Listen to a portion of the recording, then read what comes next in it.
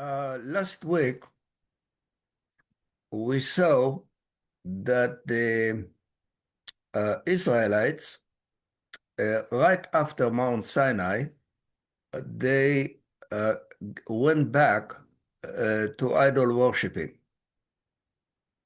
Okay, and what I would like in this lesson and to see what was the connection between the people and the Almighty after the time of Moses and Joshua. Okay, we will go now into the history as it is described in the text. We will start with the book of Judges. Okay, and it is said that after the generation of Joshua passed away, a new generation came into play, and this generation did not know of the Almighty and did not know all the wonders that the Almighty did for the people, bringing them out of Egypt. Okay, so there is a new generation that was not familiar with the past. As a comparison, it's interesting because this idea that there is a new generation that didn't know of the past is also the same verse in the beginning of the book of Exodus, where the generation of Joseph passed away and a new king came into power, and this new king didn't know of Joseph, and all the slavery started moving in. All right? So the text is telling us, in a way, that when a new generation comes, things things do change. Okay, and if we continue with the book of Judges, it says that right after the passing away of Joshua, the people resorted back to idol worshiping. They served other gods. Okay. Um, and it is an interesting point because actually Moses predicted it towards the end of Deuteronomy. Moses is telling the people that he knows that after he will pass away, uh, they will leave the Almighty and they will return to their evil ways, which means to worship other gods. And also Moses warned the people that when they will enter the land, they need to uh, uh, drive out the idol worshippers from the land, because if they wouldn't, these idol worshippers will impact them, and therefore they will be idol worshippers as well. That's what Moses said towards, it is in the book of Numbers, actually. He warned them of it, okay? So let's see if Joshua really conquered the land. That's an interesting point because if you read the book of Joshua and the book itself telling us, excuse me, telling us that Joshua conquered all the land, eh? And it is even telling us the north, the east, the west, the south, that he conquered all the land. But there are other points in the book of Joshua that tells us that the picture was not that rosy. That's not. Number one, Joshua, because he was fooled by the people of Givon, and they pretended to be from far away. So he made a peace with them. He made a peace with them, and therefore he couldn't conquer them. And actually, uh, right here, let me put it in color, that the city of Givon was not a simple city because it was a very big city, okay, very big city, and so therefore we have a pocket of idol worshippers that got a permit by Joshua to stay on the land. That's the first crack in the description that he conquered all the land. Okay? And if we go, and that's in the book of Joshua. But if we go to the book of Judges, okay, the book of Judges, we have a different description now. Because first of all, says that the tribe of Benjamin did not drive out the Jebusites that were residing in Jerusalem. Okay, uh, uh, okay, and so so that's number one. And later on with King David. Now we are jumping forward. King David had to conquer the place of the Jebusites, and he labeled it the city of David. By the way, it's even today the city of David. Okay, but you realize the Jebusites were there also, and if you think about it, what is Jerusalem? Jerusalem is the center of the country.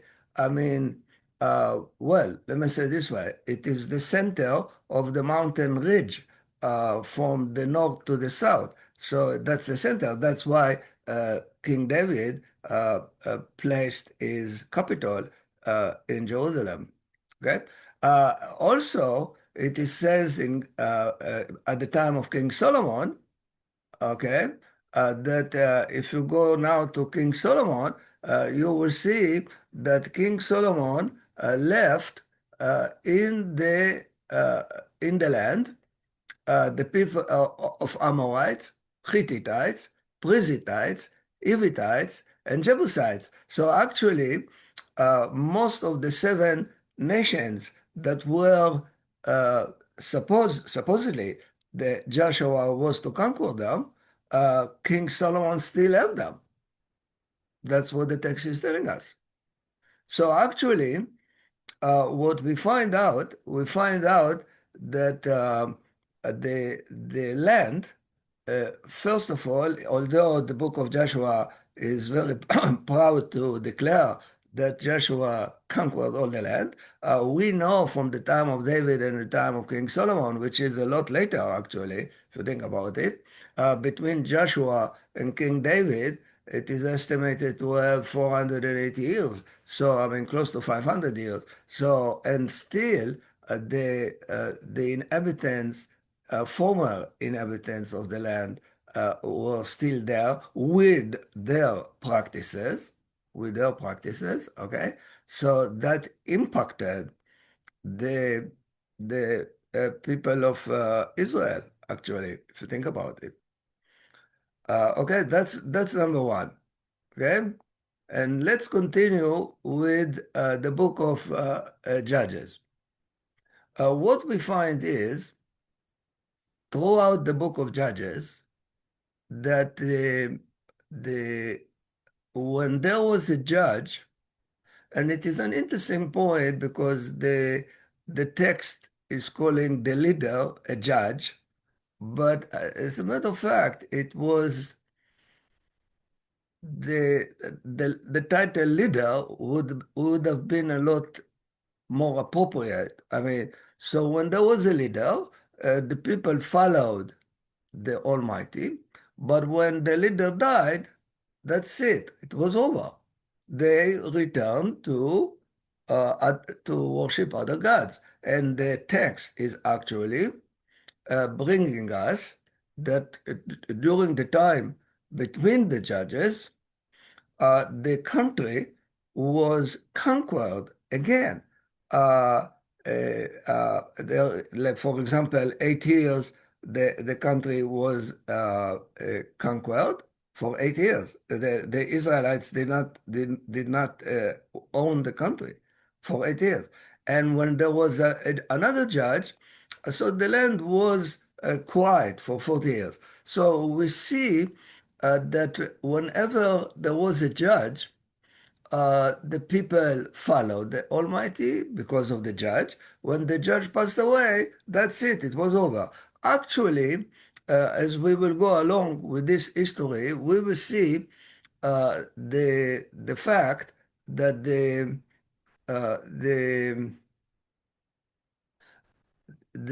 following the Almighty was dependent on the leader.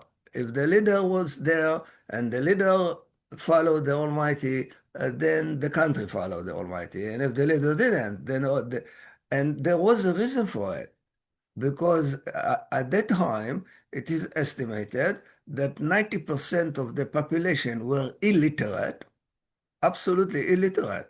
And there is evidence to it where even in the book of Genesis, we can see that there are times that the sound of the words sent a message as well because the text was not read by the people. The text was spoken to the people because they didn't know how to read. They didn't know how to read, they didn't know how to write. They were illiterate. So actually, the text is relayed to them by sound, by voice. It is an interesting point. Actually, even in Europe, till King James, people didn't know what was in the text. They didn't know, whatever, because nobody talked Latin. And the text was in Latin, so they didn't know how to read it. So when King James moved to translate the Bible into English, oh, suddenly people could read what the text was saying. That's a very interesting point. I mean, and we are talking what, 400 years, something like that, actually. So, and we are talking now in the period of the Bible at which time people were even more illiterate than they were later on, actually, if you think about it. So for example, the Ammonites and the Amalekites attacked Israel, and it is says, as a matter of fact, that the Moab, the king of Moab, ruled the country for 18 years. I mean, 18 years, the country was not ruled by the Israelites. It was ruled by the Moabites. And the Moabites were southeast to, to Israel at the time. Okay? So when the people, that's how the text is presenting to us, when the people cried for the help for the Almighty because they were oppressed by the Moabites, and then another judge came into power and helped them. Okay? So you can see that as you can see that here in another time, you see that the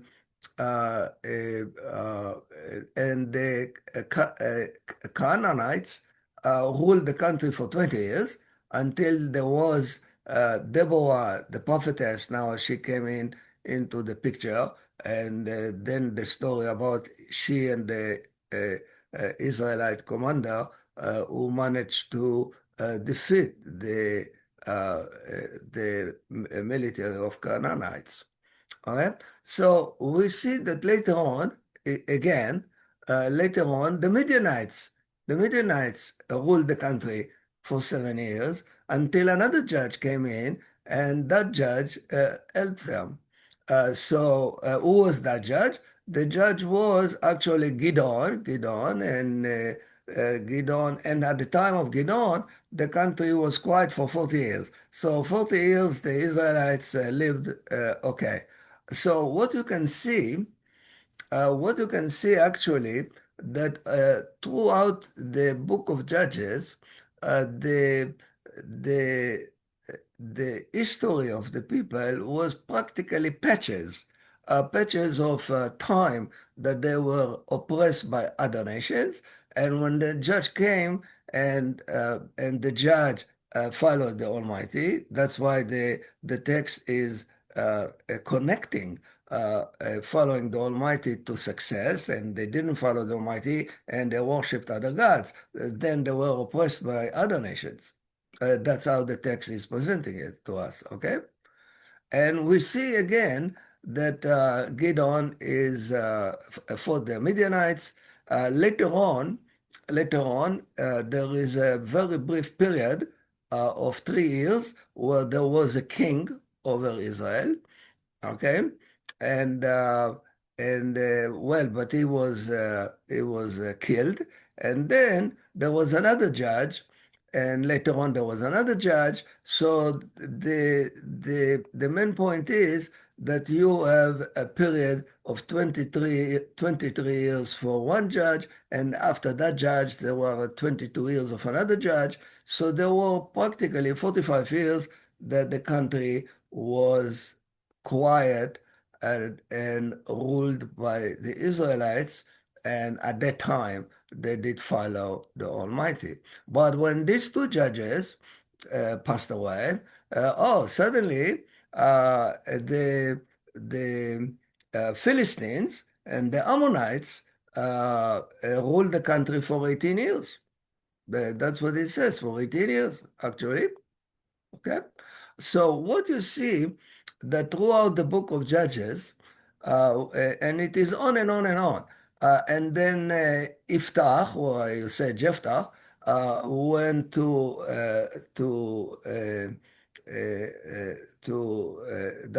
the full chapter talking about him, where he was actually fighting the people of Gilad, which is today south of Syria, actually. Okay, and let's not forget that the two and a half tribes, Reuben and Gad and half of Manasseh, settled east of the Jordan, not west of the Jordan. So Gilad was actually east of the Jordan, and that was part of the tribe of Manasseh. Okay, and so Jephthah went to fight the people there, and that's a full chapter actually there. But then we have Samson came into power, okay, but before he came into power, the Philistines, and actually the Philistines were settled on the Mediterranean. For example, the Gaza Strip of today was part of the Philistine area, but it was a little bit even north of the Gaza Strip. What is today, for example, Ashkelon, and a little bit north of it, also on the Mediterranean, was ruled by the Philistine, by the Philistines. And then Samson was fighting them. It took 20 years there. Okay, we move on. We move on with that's an interesting chapter in the book of Judges. It is called the concubine on the hill, which caused actually a civil war, a major, major civil war between the tribe of Benjamin and all the other tribes, to the point that the tribe of Benjamin was almost eradicated, and they needed, after the war, they needed how to guarantee that the tribe of Benjamin will continue. So they recommended the tribe of Benjamin to go and abduct women from other tribes, so they will have uh, ability to marry, because the other tribes banned them. excommunicated the tribe of Benjamin. So it was a long story. And as a matter of fact, in that war, if I'm not wrong, 60,000 people from the tribe of Benjamin, another 35 people from the other tribes were killed. So close to 100,000 people were killed in that civil war. All right? Interesting point. And then Samuel came into power. Okay, Samuel. And you realize that Samuel also approached the people and asked them to, and you realize what happened with Samuel, if you read correctly what Samuel is telling the people, it's not that the people were only idol worshippers, but they did follow the Almighty, and on the side, they also worshipped other gods. Uh, so actually, Samuel demanded the people to serve only the Almighty because they did serve the Almighty, but not only the Almighty. So that's the time of Samuel. Huh? Interesting point. And now we move to King Solomon. Okay? It is a very interesting point because King Solomon added one more component to the to the picture, which in a political view you can say that it is understood, but in a religious point of view, it was a disaster. So let's see how the text is telling us how Solomon established his kingdom. Number one, he married the daughter of the king of Egypt. As a matter of fact, uh, the, uh, the main point is that this marriage was not just a marriage. It was a covenant between uh, King Solomon and the king of Egypt because Solomon wanted to guard his western front that it will not be attacked by Egypt. Later on, in other kings, we can see that the Egyptians did attack Israel. Actually, Israel, geographically, even at the time of the Bible, geographically was very, very problematic to defend. Because yes, it has the sea to the west, that's the Mediterranean, but in terms of the north, the south, and the east, Israel has no defensible borders, none whatsoever. And just by the geography, that mandated that if a king wanted to consolidate his kingdom, he needed to enter a treaty uh, with the kings around. So the other kings, will not attack the king. They attack the Israelite king. Right? You can see, by the way, I don't know if you are aware of it, but you can see it even today in Saudi Arabia. Saudi Arabia is the most stable kingdom in the entire Arab world. As a matter of fact, in the Arab Spring, what was the Arab Spring? There were demonstrations. It started in Tunisia, it moved to Egypt, it moved to Syria, but Saudi Arabia was quiet. And you ask yourself why Saudi Arabia was quiet, and the answer is very simple. The first king of Saudi Arabia married the daughter of each chief of tribe in Saudi Arabia, and that's why they have thousands of princes. Uh-huh. But that's why the kingdom is stable, because no tribe in Saudi Arabia will go and fight their own blood relationship.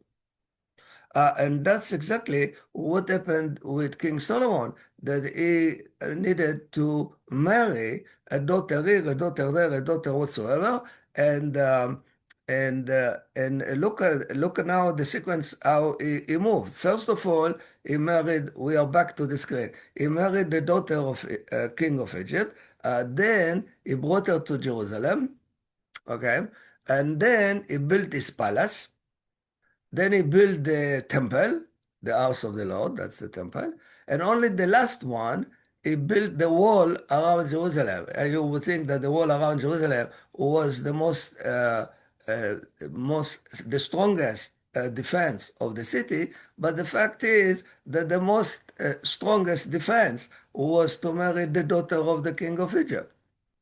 And then it was secure. There are no attack by the Egyptians. Yep, that's what it is. And the text is telling us later on, still in the book of Kings, that not only that he married the daughter of the king of Egypt. Let's see the list. I put it in different colors. He married women from Moab, from Ammon. By the way, Moab and Ammon and Edomite was the eastern front. So he needed to secure his eastern front. So he married very likely a Moabite daughter of the king there, a daughter from the Ammonite king, a daughter from the Edomite king, and then the other two, when I put it in the grade, the Zidonites and the Hittites, that's the north part. That's Lebanon, actually. That's Lebanon of today. So he needed to marry them. Okay? So therefore, by marrying all around the nations around, he secured the country. And as a matter of fact, interesting point to realize it, that during the King Solomon, and even during his son of Solomon, still the country was very secure, very secure. Eh?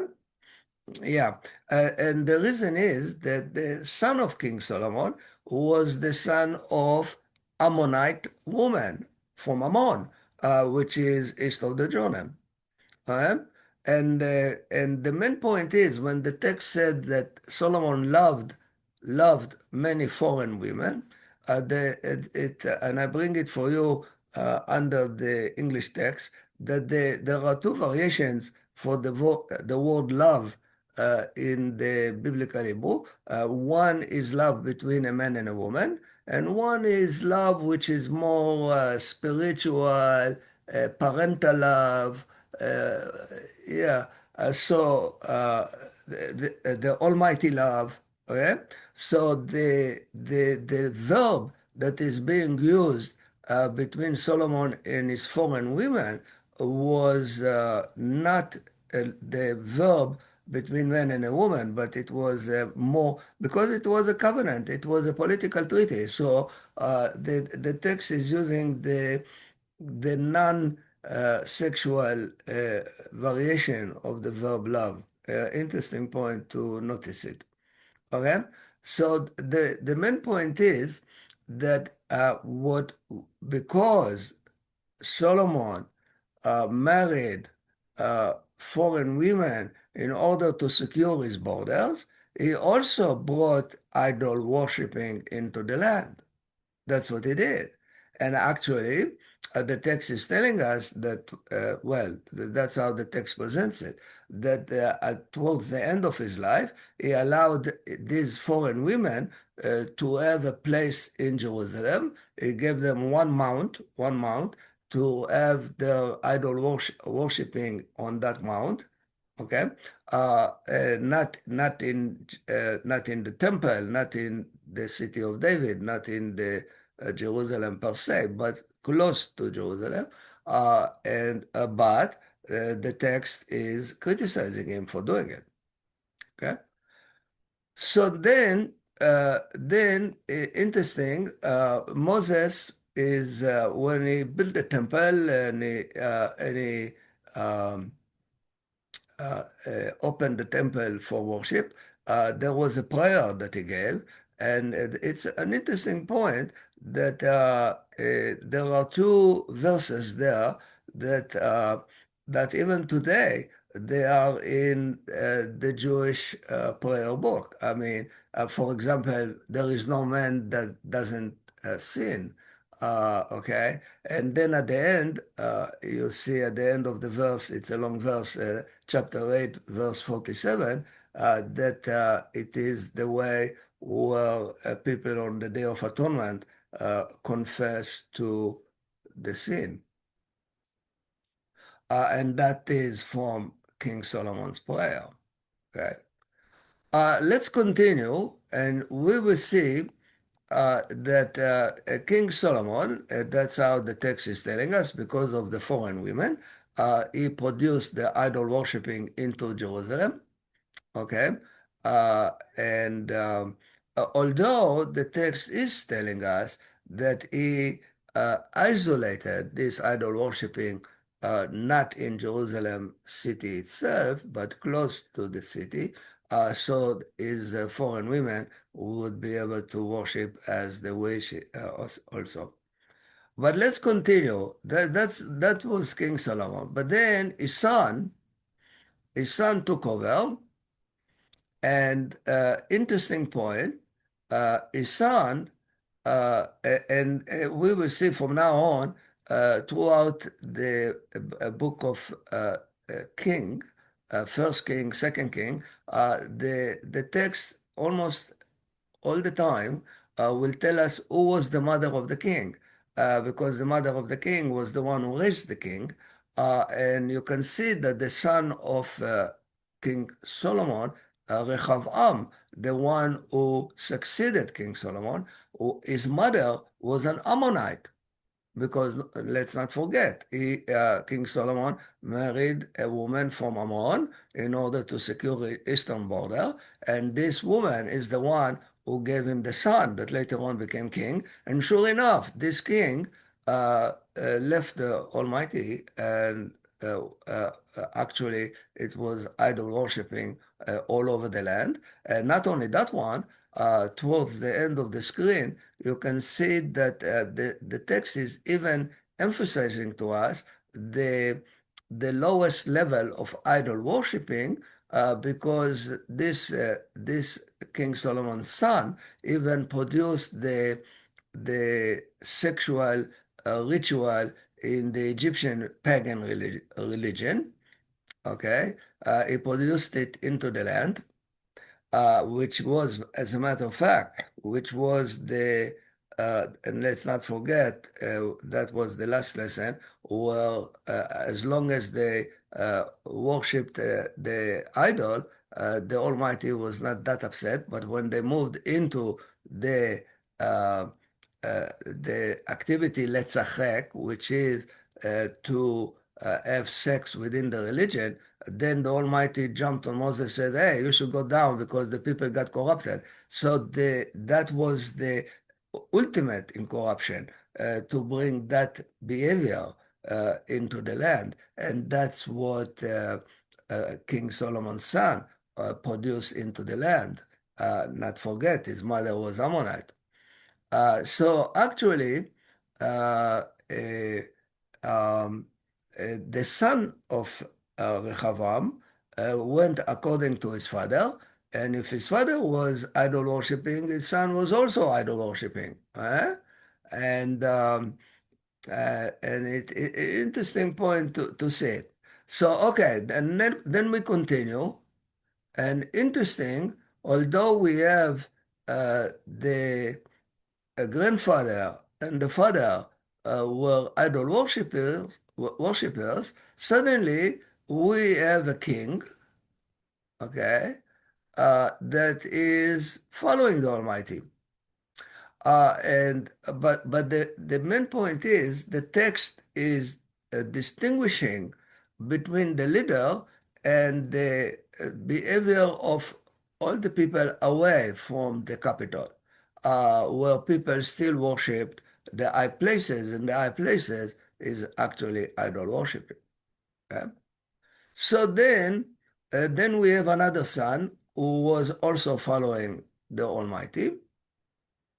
Okay, and again, the text is telling us that just because the leader, meaning the king, was following the Almighty, that doesn't mean the people in the countrywide did the same, and they did sacrifice and offer to high places. High places mean idol worshiping, and also there was the remnant of Kadesh. I mean, again, pagan Egyptian pagan religion still, although the text distinguish between the king and the people. Okay? And then another son came into to be a king, and this son was also idol worshiper, and interesting point to see it. Um, and and the text tells us that he went in the ways of the king of Israel. Remember, after King Solomon, the kingdom was split between Judea and Israel. Judea was more following the Almighty, while Israel was total idol worshiper throughout. eh?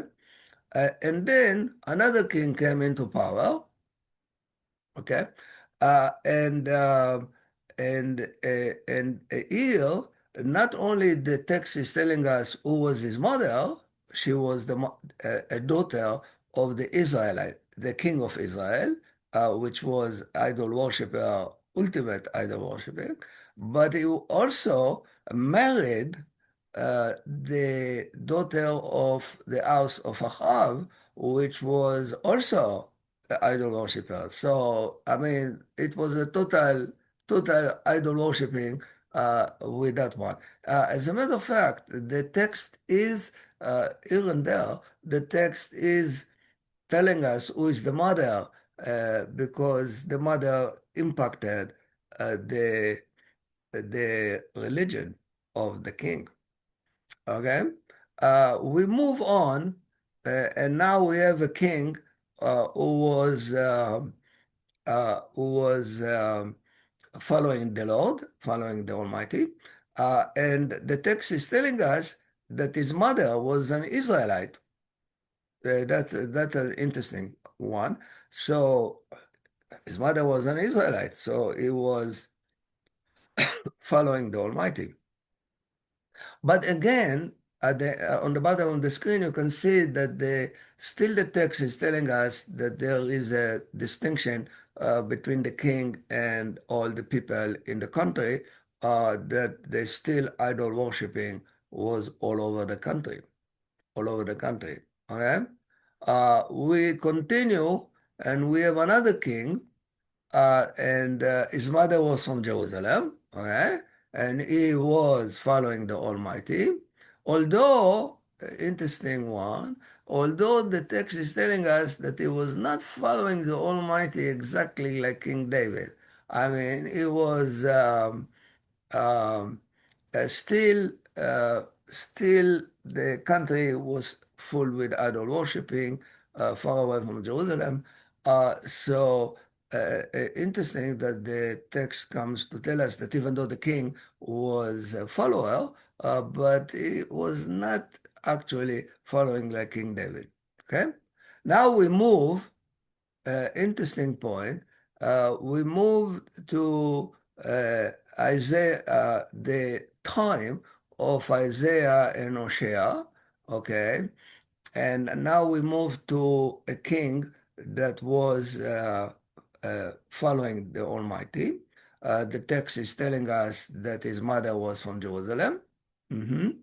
But again, the countrywide was full of idol worshipping, although the king was fine. The king was fine.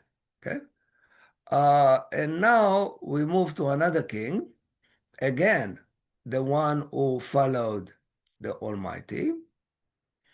And his mother, although the text doesn't tell us, excuse me, the text doesn't tell us the ethnicity or the origin of the mother, but the name of uh, the mother and the mother's father are Hebrew names, so we can quite likely figure that she was an Israelite. And sure enough, this king followed the Lord. Uh, but again, the text is moving to tell us that the countrywide was with idol worshipping. However, the text is telling us that this king, King Yotam, okay, was he built the gate to the house of the Lord, which is quite an accomplishment, meaning that he actually improved on of the temple. Okay, so just because he improved the temple, that was to his credit. Okay, so now we move into the king of a king that was idol worshiper. Interesting point that at this point of time, and I put it in the blue, the text does not tell us who was his mother. That's already suspicious. But he was idol worshipping, uh, and uh, and not only that one, he even uh, let his son pass the fire, which is actually there is a biblical prohibition to do so, uh, and um, uh, and uh, and he was the ultimate idol worshiper. Okay, and now we move to another king, interesting king, the king of Chizkiah. Okay, his mother was by the name of the mother. Quite likely, it is an Hebrew name. So his mother was quite likely an Israelite. And the text is telling us something very important. I will return to it later on, even in this lesson.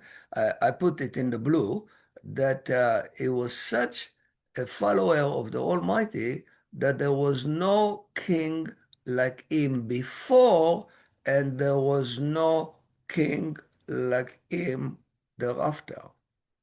He was a unique one. Okay, that's a very interesting point because there were other kings that were following the Almighty, but they did not get such a, uh, a commendation that he was unique among all the other kings who followed the Almighty. Okay. I will return. We will have a full lesson over this king. We will return to him because of that verse. Okay, and actually, it is even mentioned in this and for this king that he actually consulted Isaiah. Okay, okay, so that was the time of Isaiah. And as a matter of fact, uh, uh, the prophecy of Isaiah ended with this king, ended with this king. And we can see that there are 4 chapters in the book of Isaiah that are similar chapters in the book of Kings. Actually, not similar, almost identical, actually. Okay, so with King Ezekiel, that was the end of the prophecies of Isaiah, Hosea, and Zephaniah. They were uh, over exactly when Chizkiah was over. Interesting point to note that the book of Isaiah is actually divided into two because the King Chizkiah, that's the ultimate follower of the Almighty, King Chizkiah, was um, with the end of Isaiah, and the end of Chizkiah is chapter 39, meaning Isaiah chapter 1 to 39 is a few kings before Chizkiah, and once Chizkiah passed away, chapter 40 is already after Chizkiah. And because the book of Isaiah telling us that Isaiah was a prophet during 4 kings, and the last king was Isaiah, so chapter 40 till the end of Isaiah, it is clear cut that it is not Isaiah himself. Not only that one, one of these chapters is talking about Cyrus, the king of Persia, the one king who allowed the Israelites to return to the land after 70 years of diaspora. And that's why, starting chapter 40, there are 7 chapters there that are called the comforting chapters because returning to the land. But that's another story about Isaiah. But after King Chizkiah, his son Menashe, okay, was idol worshiper, and not only idol worshiper to that degree. The text giving us only the first name of his mother does not say who was the father of the mother. I mean, that's an interesting point. Um, and not only that one, Menashe was so idol worshiper that he did something that no other king did before him, which is he brought the idols into the temple, meaning he defiled the temple by bringing the idol worshipping into the temple to that degree. And the text is actually mentioning it to us. That's on the bottom of the screen, chapter 21, verse 7, that he produced it into the temple, which is a major, major travesty. And no other idol worshiper before him did so. I mean, the text doesn't say it. He's the first one who did it. And that's why, let's go now. That's why the prophets are talking about this king. Jeremiah is talking about this king that they defiled the temple. Okay, and it was not only that one. This is the first time where the prophets are talking about the warning that the people will be expelled from the country due to such idol worshipping, and such a warning was not before this king. Even though there were kings who were idol worshippers, but there was no any mentioning of them bringing such a warning that they will be expelled from the country. So we continue, and you can see that the prophecies are talking about the evil that it is being done in Jerusalem, and not to forget that he brought it into the temple. Okay, and not only that one, the text also says that this king Menashe was so evil that he even uh, did a lot of injustice, killed a lot of innocent people, and not only that he sinned, but he brought all the country to sin, and it was a major, major, major, major problem. Okay, his son Ammon was and it is an interesting point. Since this king, he was also idol worshiper, and although the name of the mother is uh, likely to be Hebrew name, but we see that starting from King Menashe, not Menashe, starting from the son of Menashe, the fact that the mother was an Israelite did not impact the son in terms of being idol worshiper. So we move now to another king. And this beginning of this king is also the beginning of the prophecy of Jeremiah and Zephaniah. Okay, remember, Jeremiah was the prophet that was towards the end of the kingdom, and he was also one who went to exile with the people. Okay. And now we have in Hebrew it's Yoshiyahu. In English is, okay, Josiah, okay. His mother had a Hebrew name, a guaranteed Hebrew name, because the name of the Almighty is in her name. Yeah, and in her father name also.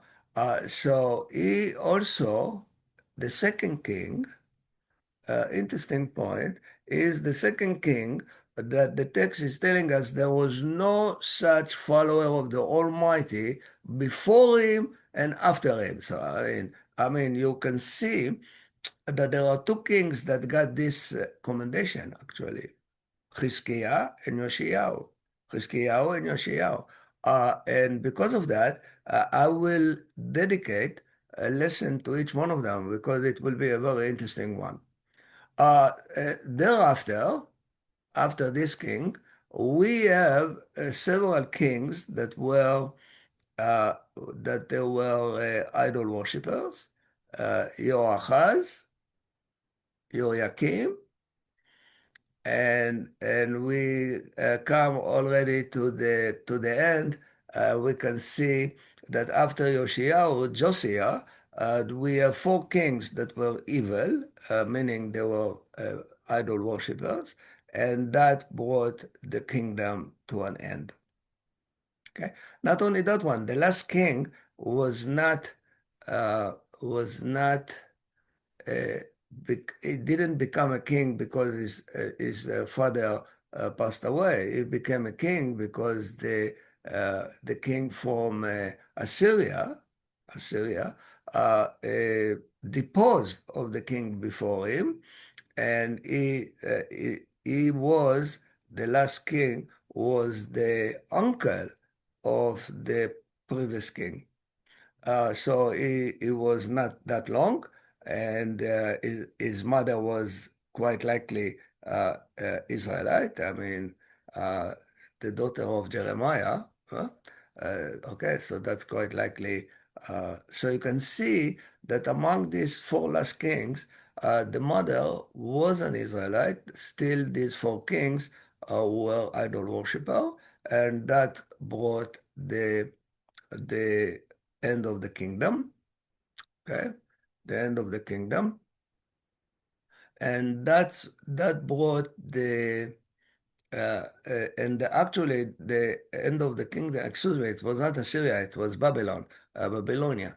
And that is um, the end of the kingdom, and that started the diaspora of 70 years, where in the diaspora there was the prophet Ezekiel, and then 70 years later, the Cyrus, the king of Persia, who took over Babylonia and all over, and he was allowing each country to worship their own God, and that's why he allowed Ezra and Nehemiah to go back to the land and establish the second temple.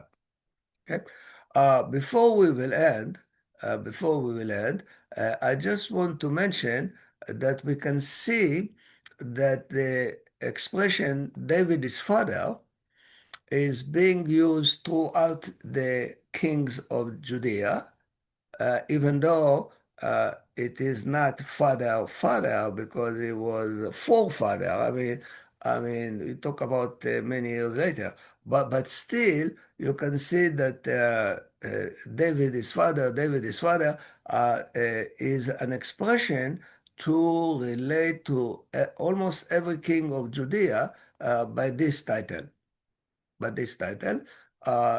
it is a point later on because we will see how it has impact on understanding other books in the Bible. Just a minute, I will answer.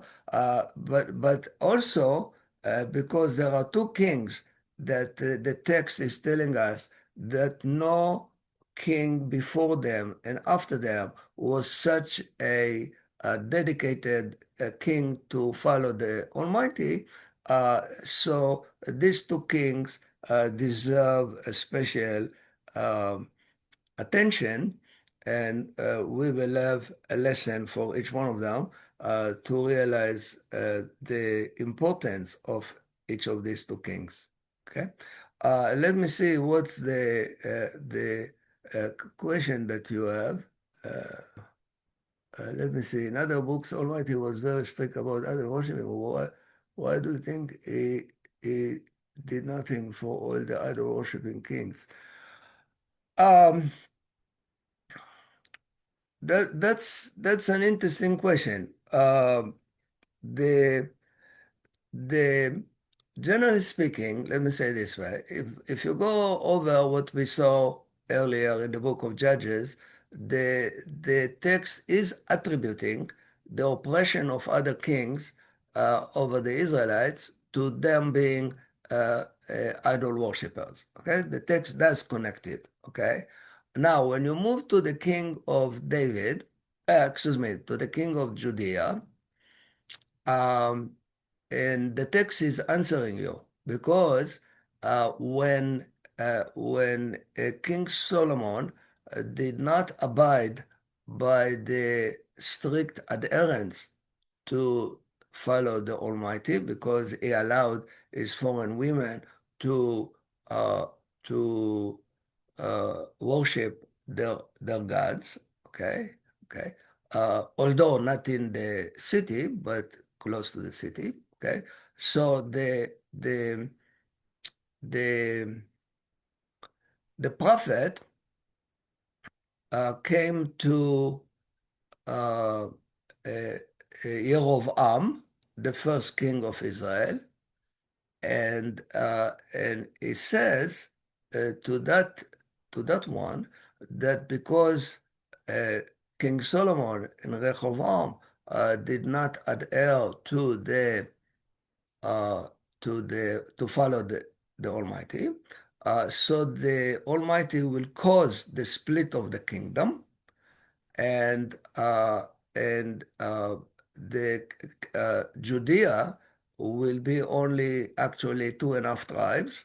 Uh, uh, Judea, Simon, that was absorbed into the tribe of Judah, and part of Benjamin. Okay, that was also because um, Benjamin was of the border of Jerusalem. Okay, so and the text is telling us there, that will be answer for you, that the text is telling us that the Almighty guaranteed that the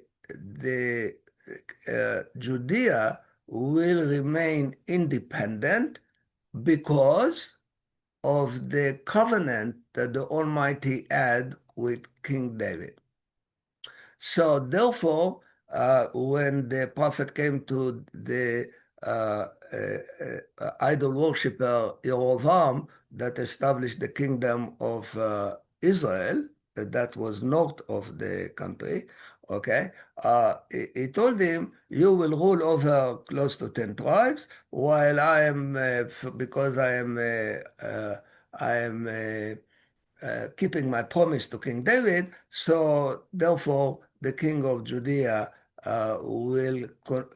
meaning Judea will remain independent for a long time, although not all the kings were following the law, but there was a promise. The promise was for King David.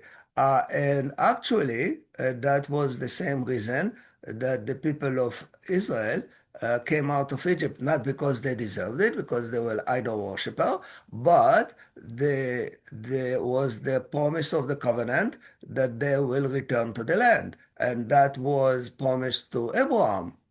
So, and the Almighty told Moses, I am going to bring them out of Egypt because of the promise I promised the forefathers. So you can see that the reason that Judea remained independent for a long time, actually, 400 years, actually, even though many of them, actually, I counted it, it was almost equal between, not right equal, but almost equal between kings that followed the Almighty and kings that worshipped idols. But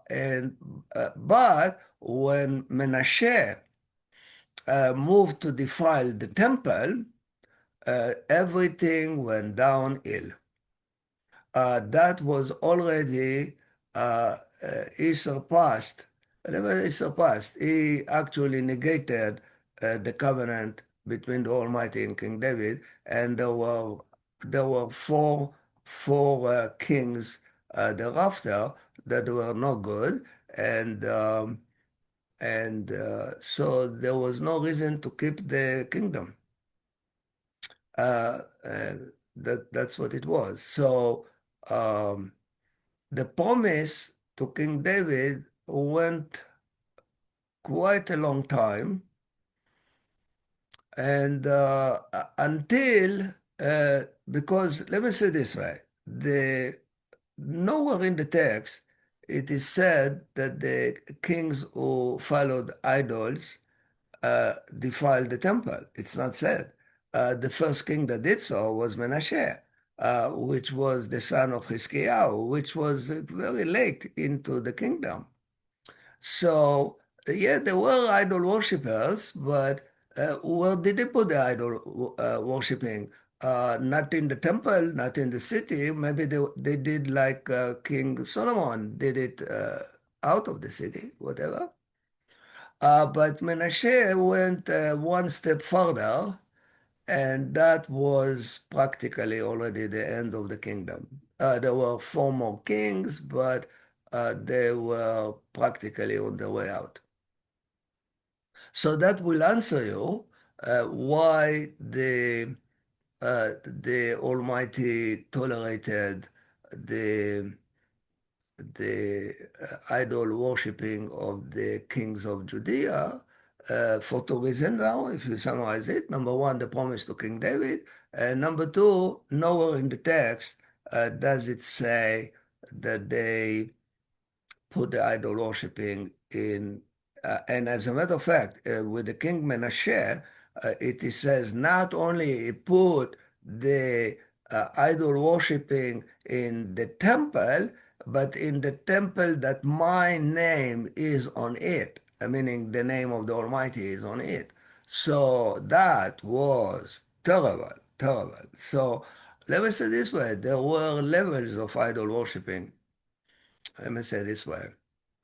And remember that even Samuel told people, I don't want to just uh, to I want you to worship only the Almighty, not the Almighty plus some other gods, but just the Almighty. So maybe because the text is not telling us, the text is only telling us that they were idol worshippers, but the text does not tell us that they defiled the temple. That's a point to realize it. It's missing there until King Menashe. That will answer you in that sense. Let me say the one that I stepped down on his promise while Judean did not keep the further teaching the version.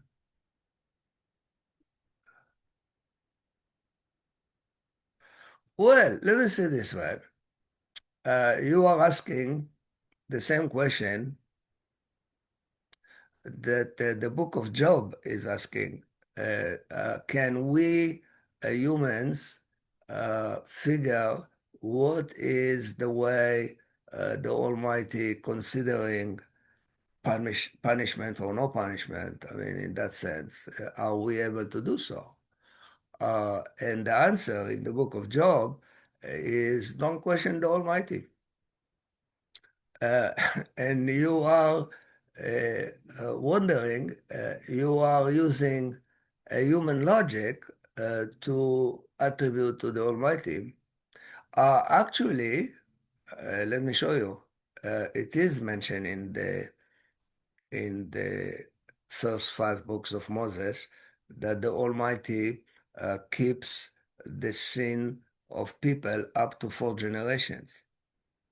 And as a matter of fact, four generations after King Menashe, uh, the kingdom was over. So the Almighty does not necessarily punish people right away. It is says it is says in the attributes of the Almighty, there are 13 attributes of the Almighty, and one of them is uh, uh, remembering the scene for up to 4 generations. And you can see that there were 4 kings after King Menashe, and the kingdom was over. So, well, let me say this way. I don't know if it makes sense because the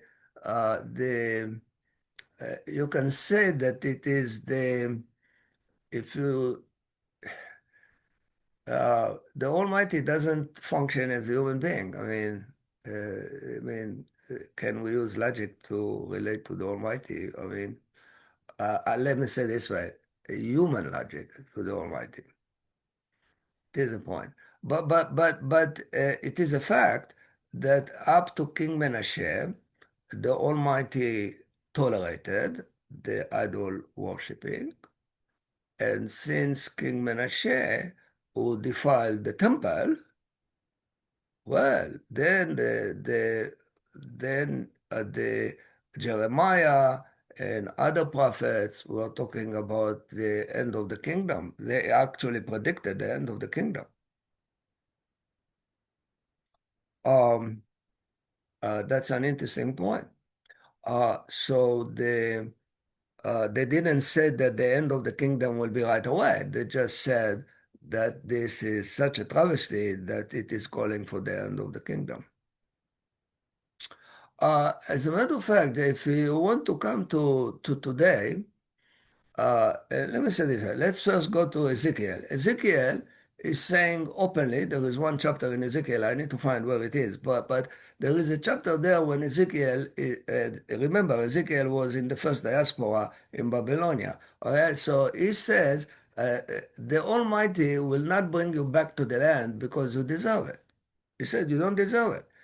He will bring you to the land because he would like to glorify his own name, to glorify his own name.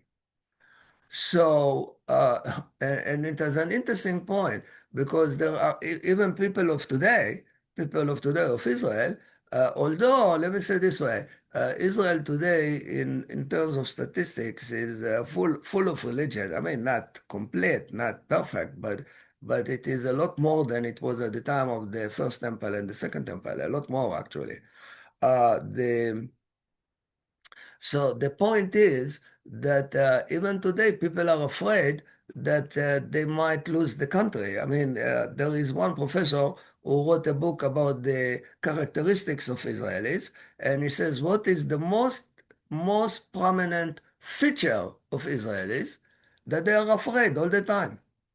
That's what he wrote. And if you think about it, it's very, very true. People are afraid all the time. They are afraid that one day they have the country, one day they don't have the country because they are familiar with the history. The Israelites lost the first temple, they lost the second temple, and then there was 2,000 years of diaspora, and now suddenly we have independent Israel.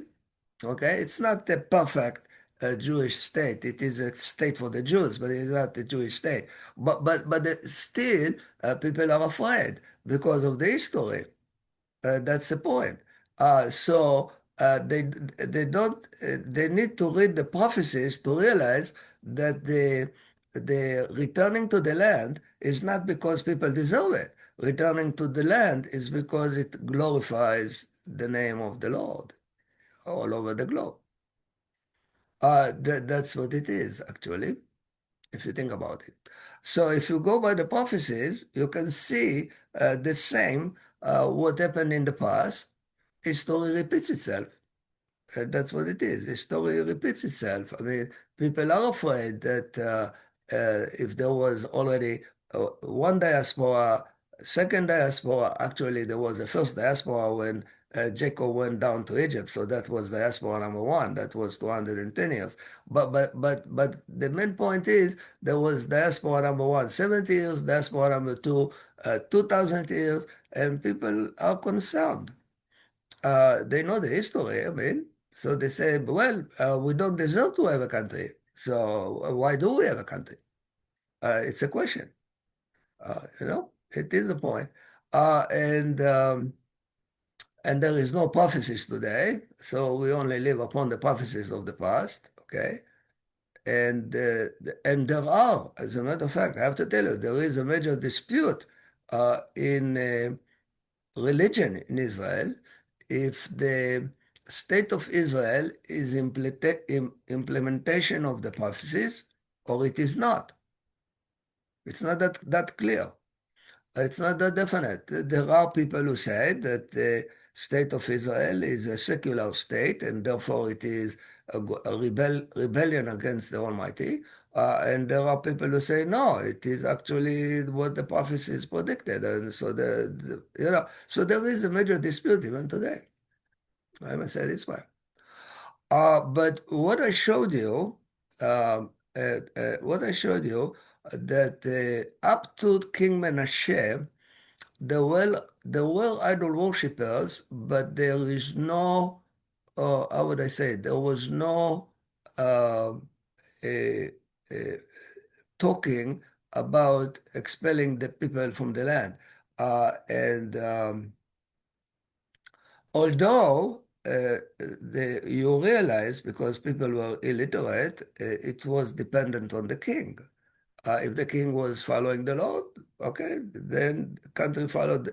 And also, the text shows you that even if the king followed the Almighty, not necessarily the country went according to him. It is a point to realize it. Okay? So, what I'm saying is, there are two kings that because the text is telling us that there was no such king before, no such king after, I wonder how there can be two kings like that, but there is still two kings like that. But because of that, we will move to address these two kings separately, each one of them, because they have a huge impact on history. There is a huge impact on history. Okay. Any other question? If you have any other question whatsoever, and otherwise, I just show you because we started last week when people were idol worshippers uh, um, uh, uh, right after Mount Sinai, and it continued throughout history. It was not that uh, simple. And Moses predicted it. And because when they entered the land, they didn't conquer all the land, and they left many idol worshippers within the land, and they influenced the people. That's what it is. That's exactly what it is. Okay, so we are, I will end here, and I will continue the history with the two kings that I mentioned, Chizkiyahu and Yoshiyahu. Each one of them will get an independent lesson because they are very important kings, and there is a lot of what they influenced history. Okay, I will see you next week. Okay?